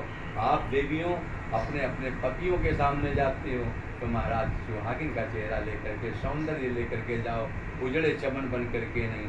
इसी का भाव बताते हैं, एक ही धर्म एक व्रत नेमा, एक नियम ले लो, क्या? काय वचन मन पति पद प्रेमा। तो प्रेम कौन सा? उसी प्रेम की बात मैं कर रहा था कि भगवान जिस तरह से प्रसन्न हो, देवताओं आपके लिए और देवियों आपके लिए, आपके स्वामी आपके पति परमेश्वर जिस भाव से प्रसन्न होते हो और जिस बात से नाराज होते हो, नाराजगी वाला चैप्टर क्लोज कर दो हमेशा के लिए, हमेशा के लिए क्लोज करो। वो जिस बात से नाराज होते हैं उसको आपको नहीं करना। अरे महाराज इसका हम जानते हैं, ऐसे कैसे मान ले? आपका जानना बिल्कुल 2 कौड़ी का। पति जो जानता है उसी की बात मान लो। अगर पति कहता है, ये भी कहता है कि सत्संग में मत जाओ, तो मेरे ख्याल से सत्संग में मत आना देंगे। सत्संग में ना आना भी तुम्हारा क्या कहते हैं, पूजा बन जाएगा। यही विधि प्रभु प्रसन्न मन होई, और यही प्रेम है। काय वचन मन पति पद प्रेम। अब 4 प्रकार की स्त्रियों का वर्णन किया, देवियों का, और 4 प्रकार के वैष्णवों का भी इसमें भाव है। ऐसा मतलब भौतिक और आध्यात्मिक दोनों है। पहली प्रकार की स्त्री कौन है? पहले प्रकार का वैष्णव कौन है? पहले प्रकार का वैष्णव कौन है? का श्रेष्ठ वैष्णव परम वैष्णव कौन है? भरद्वाज मुनि बसई प्रयागा, कति नहीं राम जी पद अति अनुराग। राम जी के चरणों में अति अनुराग है, प्रेम है। और सुदीक्षर जी के लिए भी कहा गया कि मन कम बचन राम पद सेवक, सपने हुआन भरोसन देव। हे देवियों, आपके जीवन में यह कब आएगा? पहला भाव, पहले नंबर की अगर आप सती बनना चाहती हैं, पतिव्रता स्त्री बनना चाहती है। महाराज हाँ, मैंने सतियों के बारे में सुना तो है, लेकिन हम भी सती शिरोमणि हैं। महाराज हमको बताओ, हम नंबर 1 की बनना चाहते हैं, तो नंबर 1 की स्त्री बनने के लिए एक भाव ये है। महाराज बाबा तुलसी कहते हैं, इस संसार में सब स्त्री हैं, ये हम सब स्त्री हैं। हम नहीं कह रहे हैं ऐसे, बाबा तुलसी ने लिखा है, उत्तम के यत बस मन माही, सपने आन पुरुष जग नाही। भगवान के अलावा, ठाकुर के अलावा कोई पुरुष है ये नहीं है। आप इस गलत फहमी में मत रहिए। सांसारिक व्यवस्था को बनाने के लिए मन में शत्रुपा से उत्पत्ति होने के कारण हम पुरुष स्त्री का भेद माने बैठे हैं। लेकिन हे भाई, बार बार कह रहा हूँ, पुरुष कौन है? दोहा नंबर 116, बालकांड याद करो। पुरुष प्रसिद्ध प्रकाश निधि, प्रगट परावर नाथ। एक ही पुरुष है, कौन? सोई। इसमें आएगा, रघुकुल मनि मम स्वामी सोई, कहीं शिव नायऊ मान।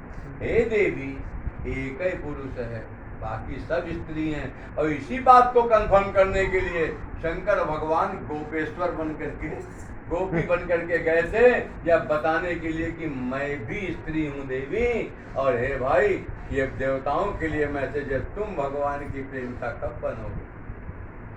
तुम परम वैष्णव धर्म को कब अपनाओगे? देवी आपके लिए सुनो। यदि आप स्त्री योनि पा ही गई हो तो अब आगे के लिए सुनो।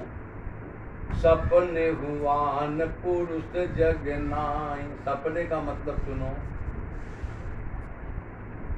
संसार के सारे कार्य ही तो स्वप्नवत हैं। भगवान का भजन, इसीलिए भगवान के भजन में, आध्यात्मिक कार्य में स्त्री को दाहिने बैठाया जाता है। क्यों?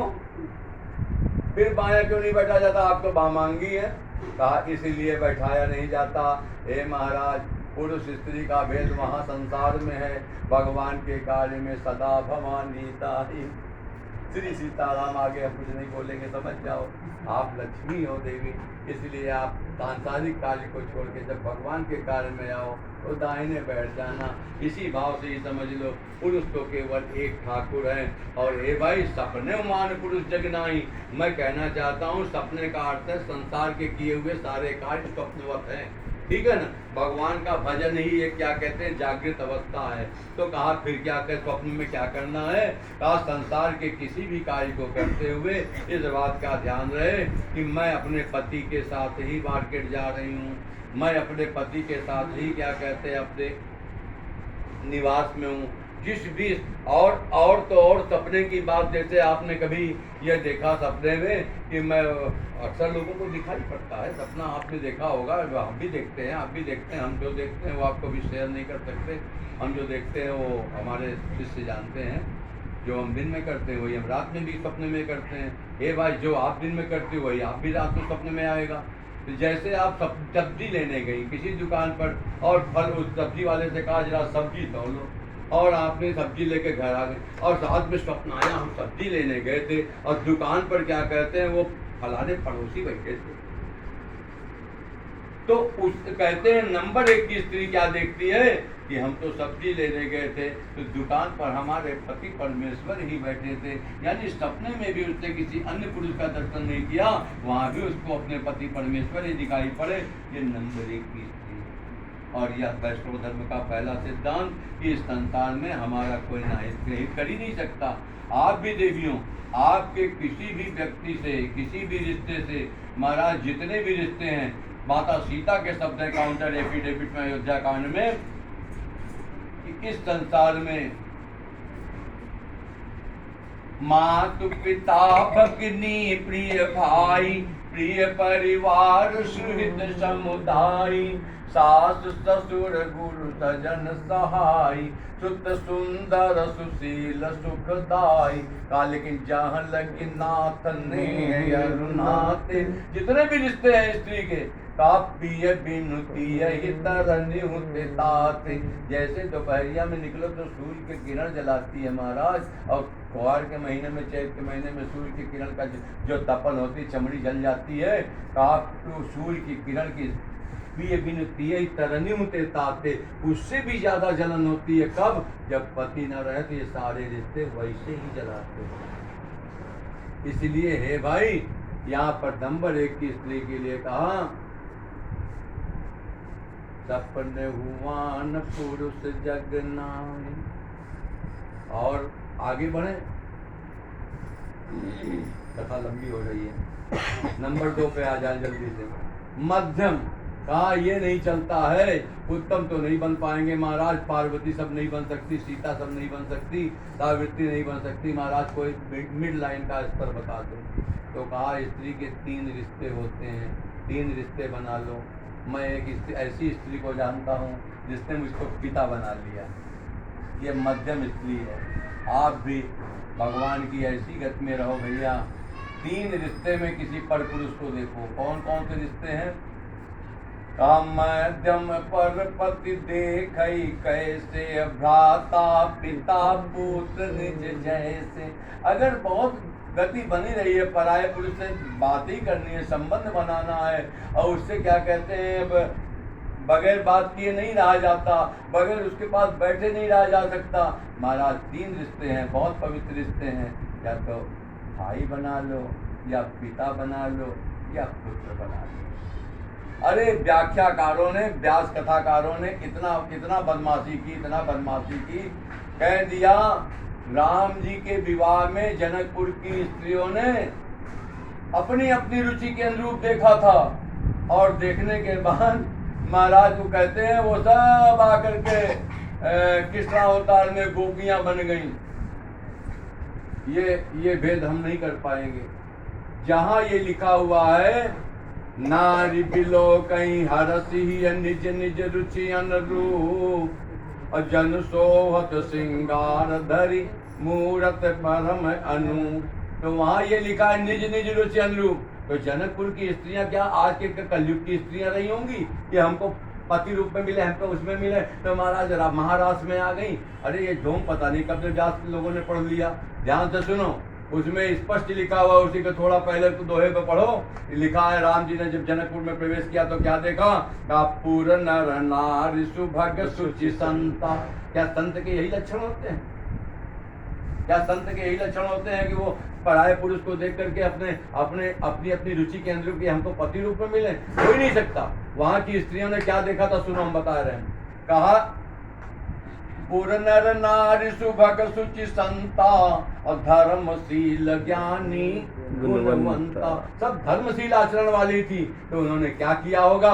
उन्होंने यही किया होगा कि मध्यम पर पति देखई कैसे, भ्राता पिता पुत्र निज जैसे। सब सखियों ने ये कहा था, जनकपुर के नर नारियों ने कहा था कि ये हमारी सीता के लिए अनुरूप वर हैं। पता नहीं कब में कथा व्यास, ये भागवत कथाकार और व्यासों ने इस शब्द को छेड़ दिया कि वो वहाँ पर जनकपुर की स्त्रियों ने ऐसे ऐसे सोचा था और वो सब आकर के हम महाराज में शामिल हो गए। ये झूठी बातें हम नहीं कर पाते। हम अयोध्या वाले हैं, हम भगवान के प्रेम में हैं, हमको वो ढोंग नहीं आता जो उन्होंने बताया है। ए भाई, मध्यम पर पति देखई कैसे, आपको कैसे देखना है? आप अपना या तो भाई बना लो, या पिता बना लो, या पुत्र बना लो। ये 3 रिश्ते बड़े पवित्र होते हैं। और बाकी रिश्ते, किसी को मामा बना लो, किसी को फूफा बना लो, किसी को फलाने बना लो, सब धोखा देंगे। आप भी सुनो देवताओं, मध्यम पर पति देखई कैसे। हनुमान जी को देखो, शंकर जी को देखो, शनि महाराज को देखो, फलाने को देखो, ढकाने को देखो, ये फूफा चाचा और नाना और मामा हो सकते हैं। कोई हमारा भला नहीं कर सकता। एक ठाकुर के अलावा कौन है? सब माटी के लोग हैं, सब उनके पार्षद हैं। ठाकुर के अलावा हमारे को प्राण कौन देता है? हमारा मनुष्य जीवन किसके लिए हुआ? केवल एक परमात्मा के लिए। परमात्मा के अलावा हमको इस संसार में किसी ने नहीं भेजा। तो रिश्ते हमारे हैं क्या? चाचा, नाना, फूफा, मामा, मौसा, है साला, सराहज, सब रिश्ता बनाओ। ये रिश्ता बनाते रहो, इससे कोई फर्क नहीं पड़ता। लेकिन देव जब भी किसी मूर्ति को देखो, शीश नमः सुर गुरु दिज देखी, प्रणाम करना है, लेकिन अन्य रिश्तों से करना है। अपना तो परम निज परम प्रीतम देख लोचन सुफल कर सुख पाई, श्री सहित अनुज समेत कृपा निकेत पद मन लाहियो। हमारा ठाकुर हमसे क्रोध करेगा तो हमारे भले के निर्वाण दायक क्रोध जाकर भगति अवसर बस करी। उसका क्रोध भी हमको हे देवियों, आपके लिए आपका पति अगर क्रोध करता है तो निर्वाण दायक क्रोध जाकर भगति अवसर बस करी। उसका क्रोध तुम्हारी भक्ति का पतिव्रता धर्म का निर्वाह कर देगा। स्वीकार करो, हे ठाकुर मेरे लिए तो यही प्रसाद दिया है तुमने, हम इसी को प्रसाद रूप में स्वीकार करते हैं। इससे हमारा कोई तो आगे बढ़े। अभी तो मध्यम पे ही हो, 2 ही और है।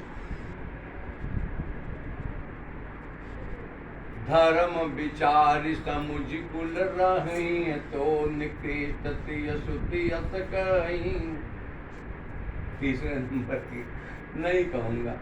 बिन अवसर बहते रह जोई, जाने वधम नाल जग जोई। पर पति वंचक पर पति रत करई, रौ रौ नरक कल सत करई। छन सुख लाग जन्म सतकोटि, दुख न समुझते सब को कोटि। और महाराज कहा, इन सम नारी परम गति लाए, पतिव्रत धर्म छाड़ छल गए। छल कपट छोड़ करके अपने परम प्रीतम को, आप देवियों अपने स्वामी को, पति परमेश्वर को, और आप देवताओं अपने परम प्रीतम को ऐसा मनाओ, वैसा मनाओ, वैसा मनाओ। उसके सुख भी दिया तूने, दुख भी दिया, और महाराज तुम्ही ने दर्द दिया तो तुम्ही दवा देना। इस बात को कहने में क्या हर्ज है? क्या हर्ज है? और इसी को अंतिम लाइन में हम उसको नहीं कहेंगे जो है पति प्रतिकूल। कहाँ जाई और कहाँ पाई। महाराज इतना जान लो, पति प्रतिकूल बहुत दुर्गति होती है भाई। आप भी हे देवताओं, यदि मनुष्य जीवन पा ही गए हो, पुरुष योनि में भी आ गए हो, तो क्या बढ़िया उस ठाकुर के अलावा और आपका कोई निज परम प्रीतम देख लोचन। इस धर्म के लिए व्याख्या करते हुए कहा, सहज पावन नारी पति सेवक शुभ गति लहरी। हे भाई, ये स्त्री का कोई गोत्र भी नहीं होता। कोई कन्या यहाँ बैठी चली गई, कन्याओं का आप लोग अपने अपने मायके से आई हो, मायके का गोत्र संकल्प में बोलना पड़ता है। बोलती हो? नहीं ना, आप बोलती हो? आप बोलता हूँ। अभी नहीं दुबे जी को पाई है तो दुबे जी को निभाए नहीं है, इन्हीं का गोत्र है। क्या है औरतों में? औरतों का गोत्र बोला ही नहीं जाता, पति का नाम बोला जाता है। पवन कुमार शर्मा हम, अहम सपत्नी को हम, बस हो गया। सपत्नी को हम, पत्नी का पत्नी के साथ बैठते हैं, सपत्नी को हम हो गया। न पत्नी का कोई गोत्र है, न पत्नी का कोई वो है। हे देवियों, ये स्थिति है पति के साथ आपकी उत्तम गति को प्राप्त करने के लिए। यह एक सीढ़ी है, सीढ़ी है। सहज पावन नारी पति सेवत शुभ गति लहाय। हे भाई, आप भी सर्वस्व में रामचंद्रो दयालु, ज्ञानम जाने न वो जाने न जाने। अगर आप इस बात को कहते हैं तो भगवान कहता है ठीक है, अगर किसी को नहीं जानते उसमें ये ध्यान रहे, पति प्रतिकूल जन्म जहाँ जाई। अगर आपने उस परम प्रीतम के प्रतिकूल हो ही गए तो फिर इस जन्म में आपको अगर वह भोग न मिले तो कोई अतिशयोक्ति नहीं, लेकिन अगला जन्म में आप क्या होंगे वो आपको बताने की जरूरत नहीं। चौपाई की व्याख्या नहीं करूँगा। है जन्म जहाँ जाई तो कहाँ पाई, तो समझ जाओ कहाँ पाई। सीताराम, शांति से सीताराम। मेरा निवेदन ये है, डिस्क्लोज नहीं करना है, अनर्थ है उसमें हो जाएगा। हे भाई, पति अनुकूल बनने की कोशिश करो। जितने भी यहाँ पर पुरुष स्त्री के भेद में है या क्या कहते हैं परमात्मा के अंश के रूप में बैठे हैं, इस बात को ध्यान देना, एक परम प्रीतम को छोड़ करके बाकी किसी की याद नहीं। ये मनुष्य जीवन इतना दुर्लभ है। आहा हा, नर तन पाई विषय मन देहि, पलट सुधाते सठ बिसले। ताई कबहु बल कहै न कोई, गुंजा गहै परस मन कोई। कोई ये कह सकता है बाबा जी आप तो छोड़े छाड़े बैठे हो, हमें भी छुड़वा रहे हो का? नहीं नहीं, आपको मैंने ये शब्द नहीं कहा। जहाँ हो जैसे हो, जिस स्थिति में हो, जहाँ हो जैसे हो, जिस स्थिति में हो, उसी में अपने अपने पतियों का आधार ग्रहण करो, वही आपका आधार स्तंभ है। हे देवताओं, आप निराधार न रहो, आप ठाकुर को अपना पति बना लो। और भैया जिसने आधार स्तंभ को पकड़ लिया फिर तो बहुत बढ़िया। कबीर दास रो रहा था, कबीर को रोते देख करके बेटे ने पूछा पिताजी काहे रोते हो? कबीर दास ने कहा चलती चाकी देख के दिया कबीरा रोए। कबीर कहता है हे बेटा देखो तो सही, ये चक्की चल रही है, इसमें जितने गेहूं के दाने जा रहे हैं सब पिस जा रहे हैं। दो पाटन के बीच में साबुत बचा न कोई। तो कहा महाराज ये आप इसके लिए काहे रो रहे हैं? कहा इसलिए रो रहे हैं कोई बच नहीं रहा। अरे महाराज बेटा खूब हंसा तेजी से। पिता ने कहा चुप, बाप रोता है तुम हंस रहा है? कहा पिताजी हंस इसलिए रहा हूँ, आप ध्यान से नहीं देख रहे हैं। ध्यान से देखो, उस चक्की के चारों तरफ जैसे भी एक खूंटी है बीच में, हाँ खूंटी दिख रही है। कहा उस खूंटी के बीच में जो दाने पड़े हैं उसको देखो। वो क्या? कहा वो नहीं पिस रहे हैं, उछल उछल के नाच रहे हैं। आप कभी ध्यान से देखो चक्की के बीच में जो खूंटी है, तो जांत किसने किसने देखा? जांत आपने देखा और किसी ने? आपने नहीं देखा? आपने नहीं देखा? चक्री देखी हो? चक्री देखी? हाँ देखा है, देखा है, देखा है। गूगल पे देख लेना और चलती हुई देख लेना यूट्यूब पे। और महाराज जी उसमें कहा ये बीच में जो दाने हैं वो एको दाने नहीं पिस रहे हैं। तो उस कमाल ने कहा था चलती चक्की देख के हंसा कमाल ठठाए, का जो खूंटी से लग रहा बाल न बांका हो। ए भैया इस घोर कलयुग में खूंटी से लग जाओ, ठाकुर को पकड़ लो। मैं आपसे निवेदन भी करता हूँ, किसी का अगर सांसारिक पति आपके अनुकूल नहीं है तो भगवान से ये प्रार्थना करो मेरा पति मुझे अच्छा लगे, और प्रभु अगर मैं इसके प्रतिकूल हूँ तो मेरी ऐसी गति बनाओ मैं इसके अनुकूल हो जाऊँ। प्रभु ठाकुर को करो, ठाकुर की सेवा पूजा के लिए हम मना नहीं कर रहे हैं किसी को, ठाकुर की पूजा भी करो और सांसारिक पति की भी सेवा पूजा करो, लेकिन सांसारिक सेवा पति की सेवा ज़्यादा करो और उस जगत पति की थोड़ा बाद में भी कर लोगी तो चल जाएगा, ठीक है। लेकिन सांसारिक पति की पहले करो देवियों। और आज की तारीख में अभी मैं कल अभी जिंदा रहूँगा, कल के बाद मैं यहाँ इटावा नहीं आऊँगा, फिर राम जी की इच्छा हुई कभी आएंगे। तो आप लोगों को ये करना है कि कल की तारीख में भले संख्या कम हो जाए हमें कोई तकलीफ नहीं, लेकिन कुछ महिलाएं तो कल अवय नहीं हुई थी केवल इसीलिए, लेकिन आज की तारीख में आपने तो सेवा की है, हाँ, आपको तो मैं दोबारा नहीं कहूँगा। लेकिन जिन महिलाओं ने अपने अपने पतियों का पैर दबा करके आना, रात्रि में चरण चापन करके आना, सेवा करके आना, वही इस बाबा का, इस दास का पैर छूना है, हमारा पैर मत छूना। हमको भी पाप लगता है। आप अपने अपने पतियों की नहीं हो पाई, जिसका सिंदूर लगाती हो, तो हमारा क्या होगी, हमारे ठाकुर का क्या होगी, हम नहीं चाहते। हम आपको बहुत अभागिन मान करके छोड़ देंगे, हमें कोई तकलीफ नहीं। लेकिन आप सौभाग्यशाली, सौभागिनी विभूषण हीना चौपाई आपने दी है, और चौपाई आप सभी महिलाओं का प्रतिनिधित्व करती है। हे देवियों, जितनी सुहागिन स्त्रियां हैं, सब अपने अपने पतियों का पैर छू के आना। जो छू के आई हैं उनको मैं जानता हूँ, तो उनके लिए कोई मनाही नहीं। लेकिन जो नहीं करके आई हैं, आज आ जाना, और रोज ये नियम बनाना, सुबह उठते ही पहला प्रणाम उनको, देवता को प्रणाम बाद में, बातें बाद में कर लेना नानी, बातें बाद में। सुबह उठना, अपने पति को प्रणाम करना, भगवान का पट बाद में खोलना चल जाएगा, पहले पति को प्रणाम करना। महाराज सो रहे थे तो सोते सोते भी उनको कोई दिक्कत नहीं है, आपका भाव है, आप प्रणाम कर सकती हैं। और ऐसे रात में विश्राम के समय वो थके, महाराज वो पैर नहीं दबाते, अरे आपका फर्ज है, आप दबाओ, चाहे जैसे दबाओ, हाँ, और करना है, इसमें कोई अतिशयोक्ति नहीं, कोई कंसेशन नहीं। चलो आंखें बंद करो। राम जी।